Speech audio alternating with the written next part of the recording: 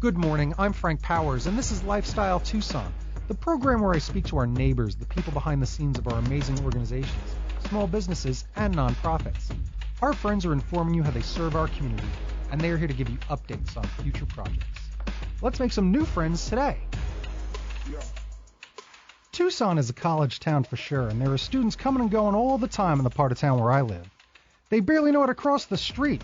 Just because you're finally out on your own doesn't mean you have all the answers, especially when it comes to student issues, politics, and lobbying legislators. These kids just learn how to do their own laundry. Lucky for students, they have the Arizona Students Association to look out for them.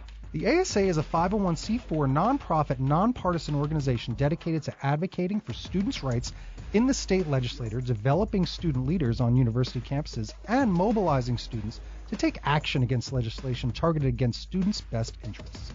They are headed toward the Youth Empowerment Summit in a few days, where they have a unique opportunity for students to learn how to exercise their power and directly impact their communities on issues they care about. Today, I'm fortunate to speak with Miranda Lopez, Southern Arizona Regional Director for the Arizona Students Association. Miranda, welcome to Lifestyle Tucson. Thank you so much. Thank you for having me. I'm excited. We've been trying to get you on here for a little while because you were doing a Youth Empowerment Caucus a while ago. I promoted it on one of the shows. It's a good time. How did that go? It was really great. We had about 50 students who ultimately turned out and learned more about how to register to vote. They learned a lot about the issues from different nonprofits who partnered with us for that event.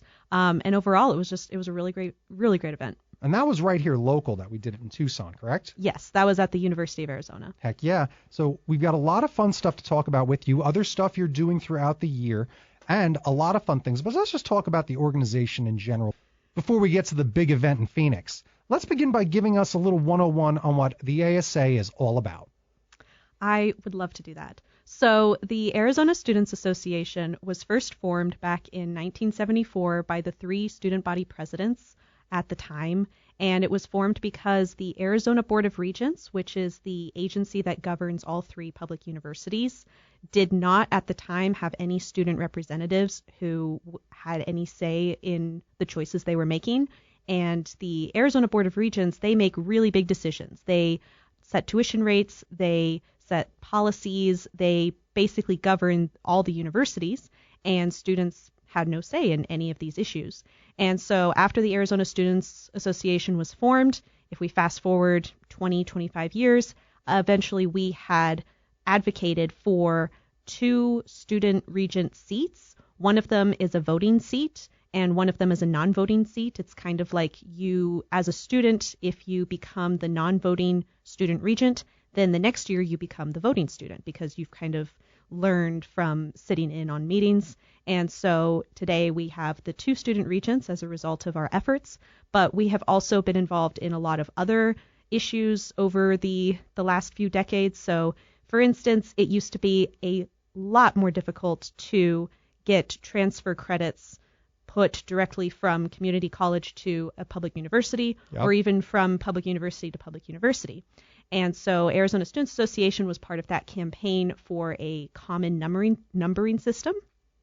And we also helped advocate for Prop 308 that was passed by the citizens of Arizona in the last election cycle. And that allows undocumented students or recipients of DACA to be considered Arizona residents and to receive in-state tuition instead of being considered out-of-state. We've been also involved in a lot of issues when it comes to students' voting rights.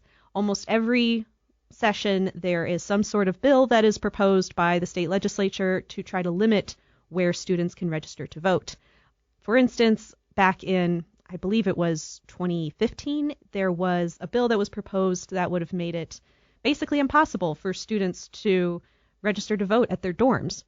And that's not really democracy. No, so no, it's not, is it? So that was something we lobbied against very heavily. We actually brought a bunch of students from all over the state to be at the Capitol to rally in person at the Capitol against this measure, and luckily it did not pass. But we are involved in a lot more than just tuition rates issues, even though those are definitely the most important to us. We're involved in all kinds of issues that we know affect students directly. For instance, we are involved very much with any sort of climate activism, climate coalitions all over the state. We are involved with reproductive rights organizations. We're also involved a lot with LGBTQ plus folks and those organizations because there is a lot going on right now at the Arizona State Legislature to try to limit the rights of queer students, whether they're in high school or in college. Yeah, I'll say the word. It's called hate. There's a lot of hate yes, towards some of these groups, obviously. Yes. And I'll tell you, just that answer is great because it shows you that, like, it's a good thing that this organization started all those years ago because you need a seat at the table. And for students to not have that, listening to a bunch of, stuffy people that probably have some money in their pockets due to certain things that go their way, that's why they're trying to hold on to all that. What's it called? Power. Mm-hmm. Yes. You empowering these students by getting them not just a seat, but 2 seats. One is a voting seat. One is an experience seat that you graduate into the level of then voting. You're giving 2 excellent opportunities to people to grow, learn how this all works, get real world experience, which is incredible, and really get a peek into how the legislation works. So talk about that. How do we fight a legislator? I mean, it's not just with our dukes. Yeah. It's debates, right? Yes. So we have different strategies depending on the types of bills that we know may or may not make it through committee. If a bill doesn't make it through committee, then it's dead on arrival. But if it does make it through committee and it's something that we definitely don't think is in students' best interests, we have to rally and try to either get more students to meet in person with legislators. Maybe we could have some sort of rally or protest or some sort of movement that would urge them to make a different decision. And worst comes to worst, right now, the governor is currently more in favor of helping students in terms of making sure that there's less financial burden, that they are not facing any threats to their rights. So we do happen to be in a fortunate situation right now where if something were to go through committee and go through the process, it would probably be vetoed by the governor. So we do have that as a safeguard for right now. Yeah, for right now. But it's an election year and things change quite a bit. Yes. And the hardest part about growing up is really like navigating school, because you're not just learning school. You're not learning history. You're not learning the skill you're trying to do for what you want to do forever. You learn how to be a person. Mm-hmm. Being a student, there's a lot of pressure when it comes to being a student and a young adult. And I think that that's the thing that really you guys are doing a lot is showing them some real world situations, the hard work that a lot of, I think, people just kind of stop doing once school's over, is that you got to keep doing your homework. Mm-hmm. That's what it actually takes to be a really involved citizen here in the world, is knowing what's going on, not knowing what's on Netflix. Right. Is just organizing and getting a group together is the way to do it, because doing it alone, very difficult. And a lot of people think they need to start their own organization to get something done, when in fact they need to go join an organization like yours that's getting things done. Right. Yes. And giving people a place to go where they feel safe, accepted, you're rallying. That's an important thing, because, boy, the comments section sure has 10,000 comments, but no one cares.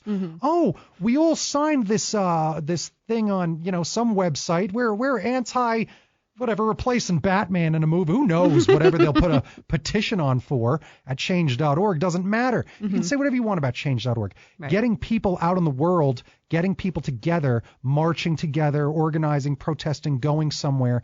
That is actually the thing that matters, because that's real people in front of your eyes. Yeah. So organization's the key to success, and your organization is doing the organizing of these students to really get them to have one giant voice, not just a bunch of voices in the dark like crickets, one giant voice to really get a message across. So that's really exciting. What is going to be the biggest message when we go up to Phoenix on February 23rd through the 25th for the big Youth Empowerment Summit?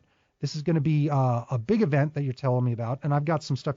Just tell me about it. Yeah, so every year we host our annual Youth Empowerment Summit in Phoenix, where all of our students from across the state, because we have regional directors in the North, the South, and Central, and our job is to recruit fellows for our semester-long internships, as well as other student volunteers. And so this summit is a great opportunity for all of those students to come together in one place in Phoenix and to fight for their issue that they have decided is most important to them. So we have some students who are more focused on some of the bills regarding LGBTQ plus rights. We have other students who are really focused on the climate initiatives or any sort of climate related bills. It really depends on what the students want to focus on. And so almost every student focuses on something slightly differently, but we try to prepare them as much as possible because again, in the legislature, you don't quite know exactly what's going to be on the table when you do go in. Mm-hmm. Some bills pass through committee right away. Other bills take a very long time, and maybe it will never pass through committee. But we're going to try to prepare our students as much as possible so that whatever issues are currently relevant in that committee phase, those are what the students can focus on when they go and talk to their legislators, who will be the legislators of the legislative district that the student is registered to vote in. So that is also a really important key piece that we focus on, is making sure that these representatives, let's say if someone is the representative for Legislative District 21, that they're speaking mostly to students who are from that legislative district, because that has a bigger impact. That makes sense. Yeah. Right, 'cause that's their home. Getting these kids out there talking about this, it's got to be, in a way, like very inspiring, but also difficult. It's a challenge. Public speaking, the hardest thing, right? People would rather be dead than talk on a stage. Yes. Or even talk to an important person like a legislator or something like that. So that's fascinating, but you're really helping them with that skill and really showing them that they can be a figurehead mm-hmm. for their community, for the LGBTQ community. It's like, you should be the one to stand up and say something. If you're upset no one else is, then stand up. Mm-hmm. Get up and get out there and be that voice. I've told this to many kids, and I teach art to kids and comics and cartooning, and I always tell the young girls that look down at their shoes, that can't make eye contact, I go, look at me, look at me, look at me, make eye contact. Has anyone ever told you you're great at this? And no, and down they look, right? Yeah. I go, let's go, look at me, look at me. I go, they're rolling out the red carpet for you. You're a young lady. We need more female voices in the comics and cartooning industry. Oh, you're a person of color. We need more of your voice. Your voice, they're waiting for it, and mm-hmm. They don't seem to understand. Mm-hmm. They don't seem to understand that there is somewhere for their voice to be heard. Mm-hmm. And if they want more opportunities for their voice to be heard for their causes, you're taking them right to the real place to do it, not just complaining somewhere, taking them to fight legislation, learn about how the actual system works mm-hmm. with bills, props, all that mm-hmm. stuff. Fascinating. Yeah. And intimidating. Yes. Right? So I assume you take away a lot of the fear, mm-hmm. right? By just helping them understand what this all is. Yeah. And so part of what our fellowship focuses on is, over the course of the semester, we give students the tools that they need, or rather help them to build the tools that they need when it comes to public speaking, when it comes to mobilizing, organizing, doing community organizing work. And it really helps the students to then have an opportunity to take these skills that they've been learning over the semester and put it into action, and to see what exactly that they're capable of. Because I would argue that most students care very deeply about whether it's climate or LGBTQ or immigration or any of these issues that are really important, kind of, I would say, maybe controversial issues today. Students have very powerful opinions about these issues, but they might not always have the chance to do something about it, or they might not be aware of the power of their voice as a student. One of the things that we have heard many, many times from legislators, from regents on the Arizona Board of Regents, from the Arizona Regents executive team, one thing that we hear over and over is they want to be hearing more from students. They want students to be meeting with them and talking to them about the issues that they have, because that's more impactful than just having someone write an email or having someone make a telephone call.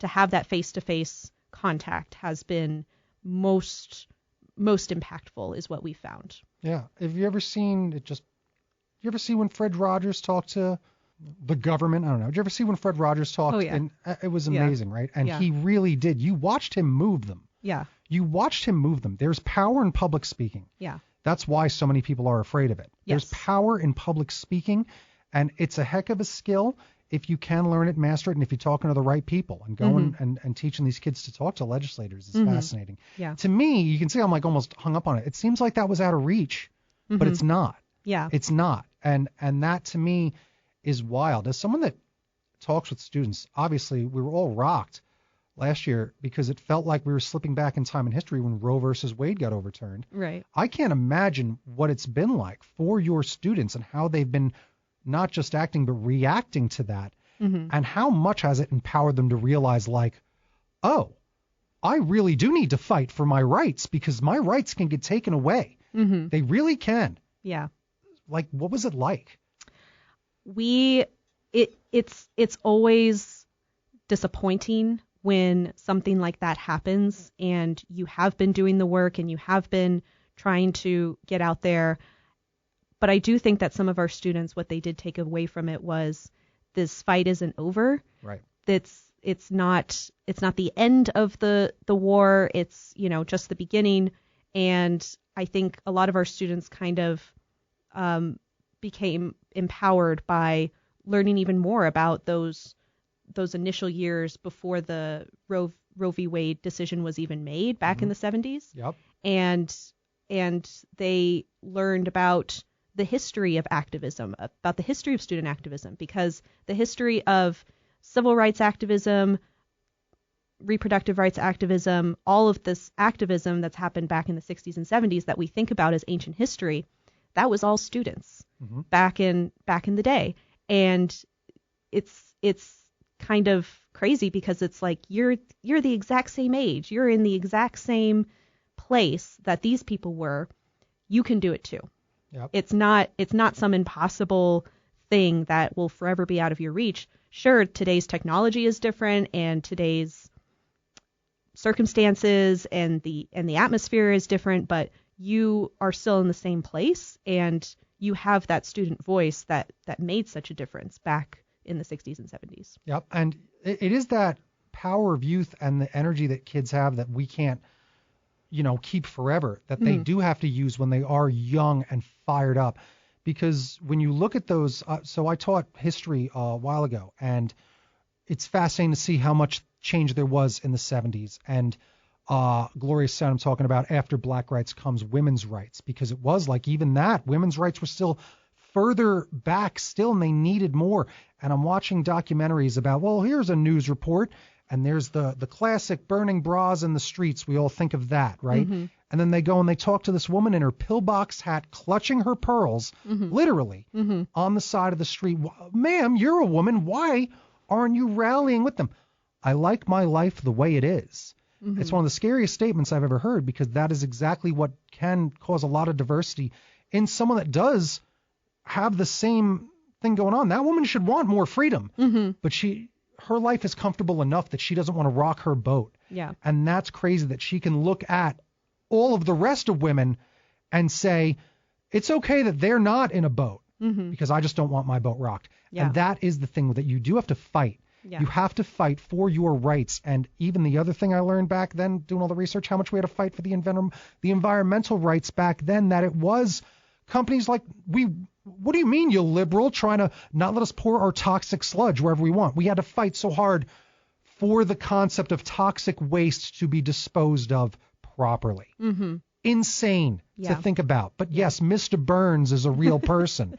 Like, that sort of thing does exist, and young voices need to rally up against corporate monsters. And some of our government can seem like a corporate monster. It's big, it's gigantic, and we need to scream at it, because enough villagers can take down a dragon. You just can. And rallying together and organizing kids, organizing them. Organization is the key to success for anything for the rest of your lives. Be organized. And That's what your organization does so well, is giving them this platform and giving them the pathway to know that they can even do this.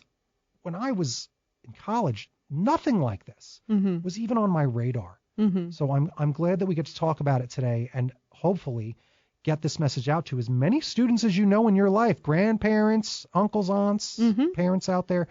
Tell your students, tell your kids, tell your nephews and nieces about this so they know. Because everyone's dealing with financial hardship. Everyone's dealing with something that they're fighting up against. And I always tell people this. It comes up in every episode. Volunteer. Yes. Volunteer. Go get involved. Go find the people doing the things that you want to do. Because don't make your friends do those things. Go find this great organization. And then in this organization, you're going to find like, okay, I'm really obsessed with the environment. I'm just obsessed with it. I'm here in Tucson and it's just that much hotter and that much less rain.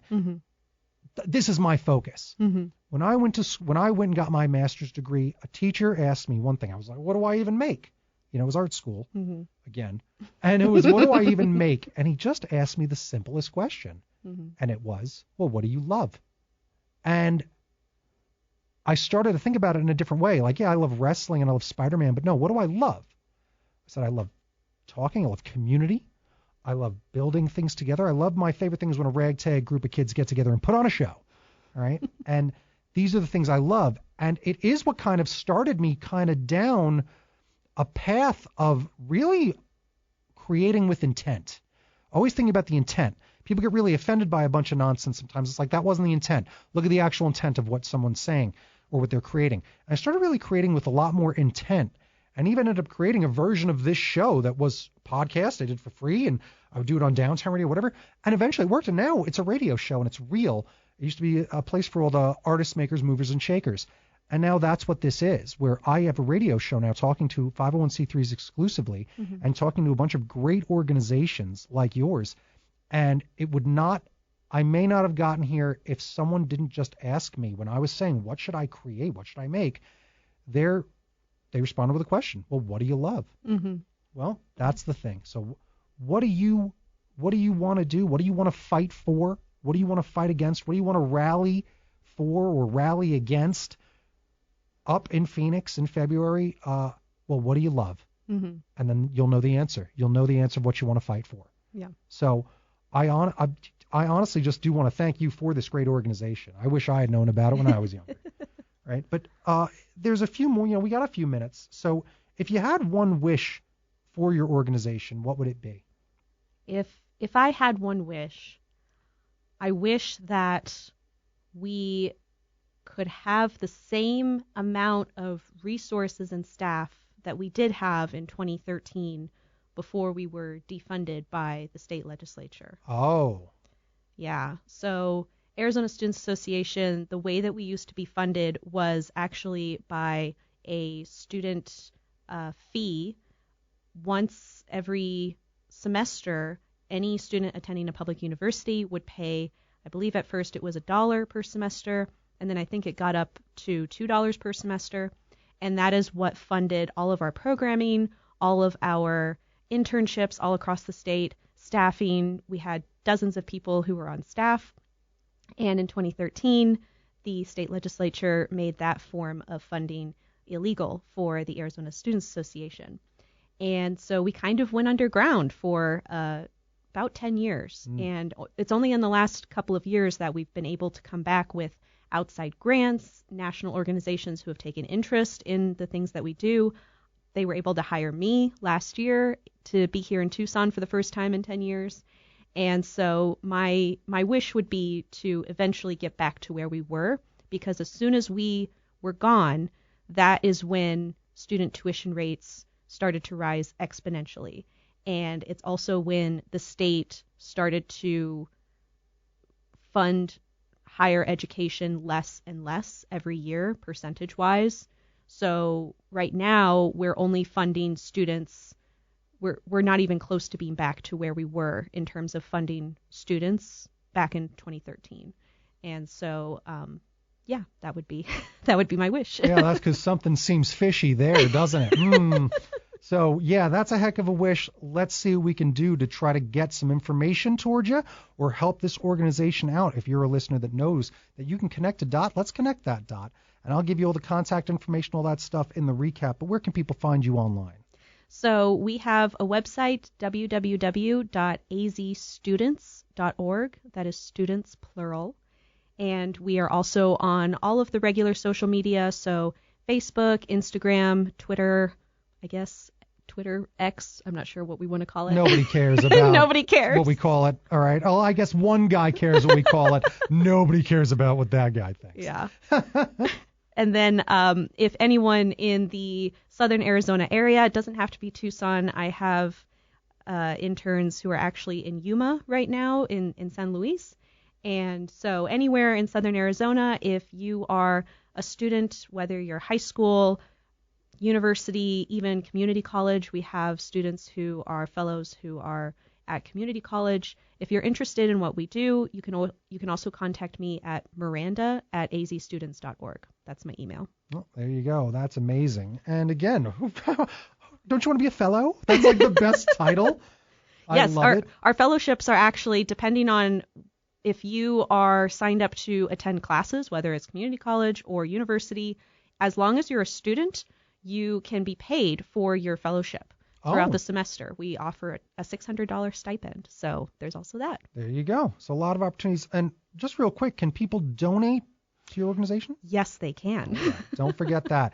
So there's volunteering, and you can donate. You can also donate your time if you're not donating money. So volunteer, get involved. But obviously she had a little bit of an ask for looking for more funds for this great organization that used to do a lot of work until they apparently did rock the boat a bit too much, scared that government. And man, in the past 10 years, hasn't that entire thing shifted quite a bit? It's crazy. It's like, I don't understand what happened. Yeah, unfortunately, I think we do understand what happened.